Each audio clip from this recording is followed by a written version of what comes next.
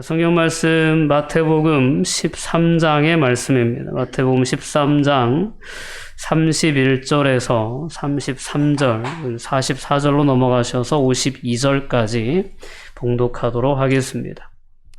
말씀 먼저 합독하도록 하겠습니다.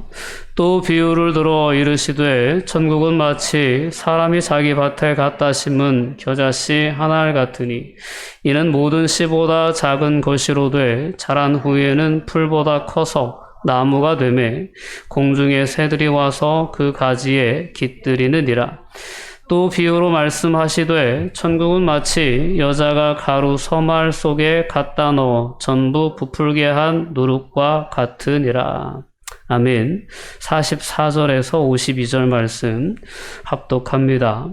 천국은 마치 밭에 감추인 보화와 같으니 사람이 이를 발견한 후 숨겨두고 기뻐하며 돌아가서 자기의 소유를 다 팔아 그 밭을 샀느니라. 또 천국은 마치 좋은 진주를 구하는 장사와 같으니 극히 값진 진주 하나를 발견하매 가서 자기의 소유를 다 팔아 그 진주를 사느니라. 또 천국은 마치 바다에 치고 각종 물고기를 모는 그물과 같으니 그물이 가득함에 물가로 끌어내고 앉아서 좋은 것은 그릇에 담고 못된 것은 내버리느니라. 세상 끝에도 이러하리라. 천사들이 와서 의인 중에서 악인을 갈라내어 풀무불에 던져 넣으리니 거기서 울며 이를 갈리라. 아멘. 네, 숨겨진 보화를 얻는 법이라는 제목으로 함께 은혜를 나누려고 합니다. 네, 참 어려운 세상을 살아가고 있습니다. 봄부터 쓴 이 마스크를 아직도 못 벗고 있다는 것이 참 믿어지지 않을 정도로 올 한 해는 이 질병과의 싸움이 참 우리를 지치게 하는 그런 한 해가 아니었나 싶습니다. 오늘 말씀을 통해 다시 한번 우리가 하나님의 나라를 생각해 볼 수 있는 그런 은혜가 있었으면 좋겠습니다. 오늘 본문 가운데는 겨자씨와 누룩의 비유, 그리고 밭에 감추인 보화와 극히 값진 진주의 비유를 통해서 예수님께서 우리에게 하나님의 나라가 이와 같다라는 가르침을 주신 본문입니다. 오늘 본문의 말씀을 통해서 하나님의 나라는 도대체 어떤 나라인가? 그리고 그 나라를 우리가 얻는 방법은 무엇인가? 라는 것을 다시 한번 생각해보고 돌아보면서 그러한 삶을 다시금 결단할 수 있는 은혜가 있었으면 좋겠습니다. 이스라엘 땅에는 3월 중순부터 4월 초순에 낮은 평지 지역에 노란 꽃들이 핍니다. 이 꽃들이 무리지어 이렇게 펴요. 이 꽃들이 바로 이제 그 겨자의 꽃입니다. 그러니까 이 겨자씨라고 하는 것은, 이 겨자라고, 이스라엘 땅에 있는 이 겨자라고 하는 것은 그냥 빈 들에 무성하게, 흔하게 자라나는 그러한 풀입니다. 우리나라 기준에서는 풀이고, 또 이스라엘의 어떤 그런 비유 기준에서는 나무라고 할 수 있죠. 땅에서 이렇게 씨가 발화를 해서 솟아날 때 줄기, 기둥이 올라가고 거기에서 가지가 뻗으면서 잎사귀가 나면 이스라엘 사람들의 기준에서는 그거를 나무라고 지칭했습니다. 우리나라도 뭐 이제 밭의 풀들 중에 명아주, 뭐 이렇게 지팡이를 만들기도 하는 그러한 1년생 풀인데 상당히 키가 크고 기둥이 딱딱한 목질화되는 그러한 풀들도 있죠. 그런 풀을 생각해 보시면 아마 이해가 되실 겁니다. 근데 중요한 건 뭐냐면 겨자씨라고 하는 거는 그렇게 사람들이 겨자를 얻기 위해서 밭을 갈고 밭을 다듬고 거기에 겨자를 애지중지하며 키워서 겨자를 얻지 않아도 겨자가 필요하면 그냥 아무 데서나 가서 훑어오면 되는 거예요. 그러니까 아무도 겨자를 농사 지으려고 하지 않는 그러한 작물이었다라는 것입니다. 근데 오늘 비유를 보면 예수님께서 그리 말씀하십니다. 천국은 마치 사람이 자기 밭에 갖다 심은 겨자씨 한 알과 같다라고 이렇게 말씀합니다. 밭을 깨끗이 일구어 겨자를 심는 사람이 있다면 그 시대, 그 문화적 배경, 그 어떤 사회적인 배경에서는 참으로 어리석은 사람입니다. 저 멍청이죠, 멍청이. 아무데나 가면 널려있는 그 겨자를 왜 밭에 정성스럽게 심어? 멍청이라는 소리를 들을 수밖에 없는 그러한 식물이 겨자였다라는 것입니다. 근데 예수님께서는 이것을 하나님의 나라라고 말씀하십니다. 당시 사람들의 시각에서 봤을 때 하나님은 전혀 납득도 되지 않고 이해도 되지 않는 행동을 하시는 분이구나라는 것을 알 수 있습니다. 하지만 이와 같은 그런 하나님의 행동이 바로 하나님의 은혜라는 측면으로 이해될 수 있는 겁니다. 자, 보세요. 그 밭 주인의 입장에서는 어리석은 행위를 한 거지만 겨자씨의 입장에서는 잘 가꾸어진 밭에 심겨진다는 것은 은혜입니다. 하나님의 나라를 우리가 생각할 때 가장 먼저 떠올리는 주제가 바로 이 은혜라고 하는 주제입니다. 정말 지천에 널려있는 흔하디 흔한 풀씨에 불과한, 잡초에 불과한, 어떻게 보면 그렇죠. 그러한 씨앗을 깨끗하게 다듬어진 밭에 심어 주셨다라는 것입니다. 이것이 하나님의 나라의 성격이다라는 겁니다. 하나님의 나라는 가장 우선적으로 우리가 생각해 봐야 할 것이 뭐냐면 하나님의 은혜로 들어가는 나라가 하나님의 나라입니다. 이 땅에 많은 그리스도인들의 모습을 보면 바울 사도의 어떤 그러한 서신서들 가운데도 나오지만 그리스도인 스스로 보기에도 그런 거예요. 잘나서 그리스도인이 된 게 아니에요.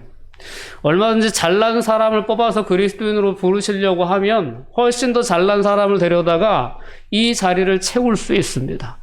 우리 스스로의 모습을 보아도 우리가 뭔가 능력이 있어서 재능이 있어서 아니면 뭐 어떤 그런 사회적인 기준에서 보다도 뛰어난 그런 능력이 있어서 우리가 그리스도인이 된 것이 아니다라는 것입니다.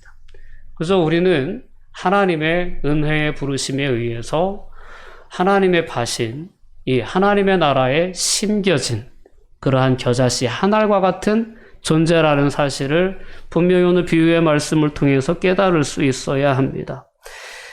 당신의 밭을 깨끗하게 준비하시고 세상 모든 사람들의 모욕과 조롱에도 아랑곳하지 않고 그 땅에 하나님께서 택하신 자들을 부르셔서 세우시는 그러한 나라가 바로 하나님의 나라라는 것입니다.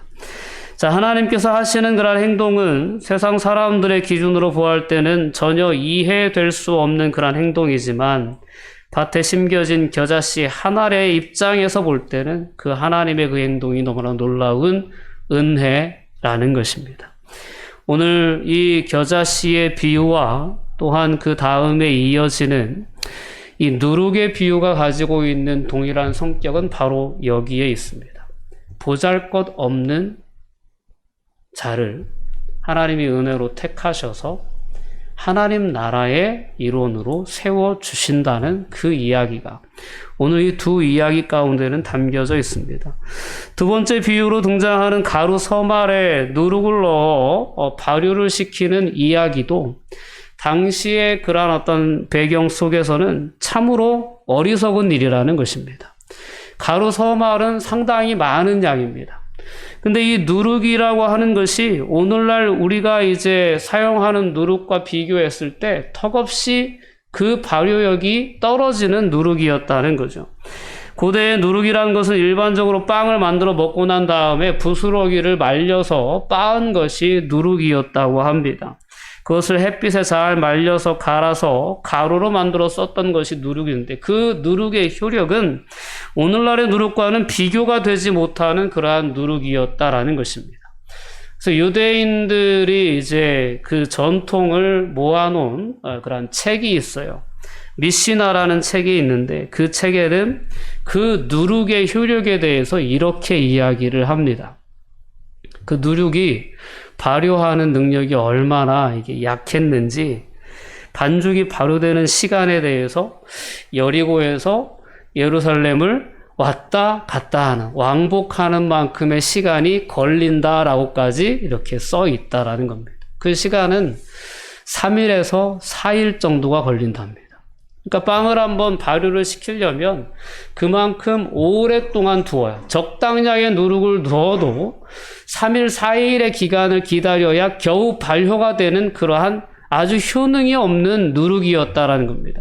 근데 이 누룩을 서말이라고 하는 너무 많은 양의 반죽에 넣고 부풀기를 기대한다는 것, 발효되기를 기대한다는 건 상당히 어리석은 행위였다라는 것입니다.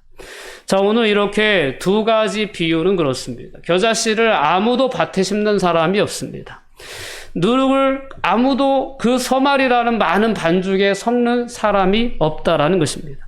그러나 그런 어떤 아무도 행하지 않는 그러한 행위를 하나님은 하시는 분이시다라는 겁니다. 하나님이 우리를 사랑하시는 게 그렇습니다. 사랑할 만한 가치가 하나도 없는, 어떻게 보면 하나님과 원수된 자들이었음에도 불구하고 하나님 끝까지 그들을 사랑하시고 그들을 구원하시기 위해서 하나님의 나라를 세우시고 그 나라의 백성들을 택하셔서 심으셨다라는 것입니다. 오늘 이와 같이 하나님의 나라를 우리가 우선적으로 생각해 볼 때 무엇보다도 하나님의 이와 같은 은혜의 선택, 은혜의 부르심에 대해서 우리가 돌아볼 수 있어야 합니다. 누가 숨겨진 보화를 얻을 수 있느냐? 그 숨겨진 보화를 얻는 가장 첫 번째 관문은 이와 같은 하나님의 은혜에 대한 깨달음에서부터 시작됩니다. 은혜구나. 내가 하나님 나라에 심겨지게 된 것은 하나님의 은혜구나. 하나님과의 선택과 부르심의 은혜구나라는 사실을 우리가 분명히 깨닫게 될 때 숨겨진 보화를 발견하게 되고 그 숨겨진 보화를 또한 우리의 것으로 얻게 될 수 있다라는 겁니다. 두 번째 비유 단락으로 넘어가서 44절 이하에 보면 보화와 진주의 비유가 나옵니다. 고대 시대에는 워낙 전쟁이 많았기 때문에 전쟁이 나서 집을 비우고 도망해야 될 그러한 상황 가운데 빠지게 되면 보물을 항아리 같은 데 넣어서 밭에 숨겨두고 도망을 친다는 겁니다. 그래서 밭에는 늘 그렇게 전시에 아니면 어떤 그런 재난이 닥쳤을 때 묻혀진 그런 보물단지들이 있을 수 있었다는 거죠. 그러고 이제 우여곡절 끝에 돌아오지 못했을 수도 있고, 돌아와서도 돌아올 기회조차 없이 그 땅을 빼앗겼을 수도 있고, 그러고 오랜 시간이 지났을 수도 있는 거죠. 너무 꼭꼭 숨겨져서 이것이 발견되지 않은 채 오랜 시간이 지난 그러한 보물들이 나중에 후대에 발견되는 경우들이 예수님 시대에 덜어 있었다는 것입니다. 그러한 어떤 시대적인 배경을 가지고 예수님께서는 천국에 대한 비유를 들려주십니다. 천국은 마치 밭에 감추인 보화와 같다라는 이 비유는 하나님 나라의 가치에 대한 그러한 의미를 담고 있습니다. 겨자씨나 누룩의 비유는 이 하나님 나라에 들어가는 하나님 나라의 백성으로 선택받은 것에 대한 그 은혜에 그런 초점이 맞춰져 있는 비유라면, 오늘 이 밭에 감추인 보화의 비유는 하나님의 나라, 즉 천국의 가치를 깨닫게 해주는 그러한 비유인 거죠. 자, 사람이 이 보화를 발견합니다. 밭을 갈다가 보화를 발견하겠죠. 보화를 발견한 후에 어떻게 합니까? 숨겨두고 기뻐하여 돌아가서 자기의 소유를 다 팔아 그 밭을 산다라는 것입니다. 이 비유를 그렇게 이 사람 양심이 없네, 이런 식으로 풀어가면 안 돼요. 그걸 얘기하고자 하는 비유가, 오직 이 비유가 품고는 비유가 얘기하고 있는 거는 뭐냐면, 하나님의 나라라고 하는 것은 그만큼 가치 있는 것이다라는 것을 얘기해 주는 거예요. 자기의 모든 소유를 다 팔아서 그 밭을 사고야만은 그런 어떤 가치가 하나님 나라의 가치다라는 것입니다. 오늘 밭에서 보물을 발견하고 그 밭을 사들인 이 사람은 그렇기 때문에 상당히 지혜로운 사람입니다. 자, 밭에 감추인 보화를 소유하는 그러한 방법, 얻는 방법은 가장 먼저는 그렇습니다. 하나님의 은혜가 깨달아져야 돼요. 그리고 하나님 나라의 가치가 깨달아져야 됩니다. 은혜를 알아야 되고 하나님 나라의 가치를 발견해내는 사람들이 그 하나님의 나라를 소유하게 돼 있다라는 것입니다. 오늘 하나님의 나라는 수없이 많고 귀중한 가치들을 지니고 있습니다. 하나님의 나라. 여러분 하나님의 나라에 대해서 어떤 상상을 가지고 계신지 모르겠지만 이 하나님의 나라에는 너무나도 많은 보물이 있어서 어떤 일부분만 취해가지고 자기의 집으로 갈 수 있는 그러한 어떤 한계가 있는 한시적인 어떤 보물이 아니고 이 보물은 이 하나님의 나라는 내 모든 소유를 다 쏟아 부어서 소유한다고 해도 결코 아깝지 않을 만큼 그렇게 가치 있는 것이 바로 하나님 나라의 가치라는 겁니다. 그럼 두 번째 이 비유로 나온 이 좋은 진주에 대한 것도 마찬가지입니다. 좋은 진주를 구하는 장사의 이야기가 나오죠. 이 값진 진주는 히브리인들의 문헌에서 일반적으로 하나님의 나라에 비유되었던 것이 진주입니다. 그래서 오늘 이 좋은 진주를 구하는 장사는 하나님의 나라를 구하는 자라고 이렇게 해석할 수도 있습니다. 그가 드디어 하나님의 나라를 발견하게 된 것입니다. 이 하나님의 나라를 발견한 이 사람은 역시 자기가 가지고 있는 모든 소유를 다 팔아 그 진주를 자기의 소유로 삼게 되는 겁니다. 자, 하나님의 나라의 가치를 발견하는 자가 하나님의 나라를 소유하게 되어 있습니다. 자, 하나님의 나라는 어떤 나라일까요? 하나님의 나라는 하나님께서 다스리는 나라입니다. 오늘 우리는 하나님 나라의 백성으로 부름받았습니다. 선택받았죠. 마치 그 흔한 사람들 중에서 주인이 겨자씨 하나를 딱 취해서 자신의 가꿔진 밭에 딱 심듯이 하나님의 나라를 예비하시고 하나님은 이 땅 가운데에서 예수 그리스도를 믿는 믿음 안에서 저와 여러분들을 하나님의 백성으로 택하셔서 그 밭에 심어 주신 겁니다. 자, 이와 같은 하나님의 은혜를 깨닫고 우리가 하나님 나라의 백성이 되어서 그 하나님 나라의 백성으로서의 삶을 살아가다 보니 하나님 나라가 정말 가치 있구나라는 것이 깨달아지기 시작하는 거예요. 여러분, 우리가 세상에서의 삶을 살아갑니다. 그러니까 하나님 나라하고는 좀 상대적인 의미에서의 세상의 삶을 우리가 살아가요. 세상적인 기준에서 때로는 못 미치기 때문에 우리가 좌절하기도 하고 낙심하기도 하고 때로는 넘어지기도 하면서 그 세상에서의 삶을 살아가다 보면 어느덧 우리의 마음 가운데는 하나님의 나라에 대한 사모함이 더욱더 커지지 않나 싶습니다. 여러분, 하나님의 나라는 어떤 경우에도 불공평한 일이 없습니다. 불의가 없어요. 때로는 질병도 없어요. 때로는 전쟁도 없고 다툼도 없어요. 지나친 경쟁도 없습니다. 하나님의 나라는 모두가 공평하게 하나님의 은혜와 하나님의 사랑과 하나님의 축복을 누리는, 하나님의 임재를 경험하는 그러한 나라가 하나님의 나라입니다.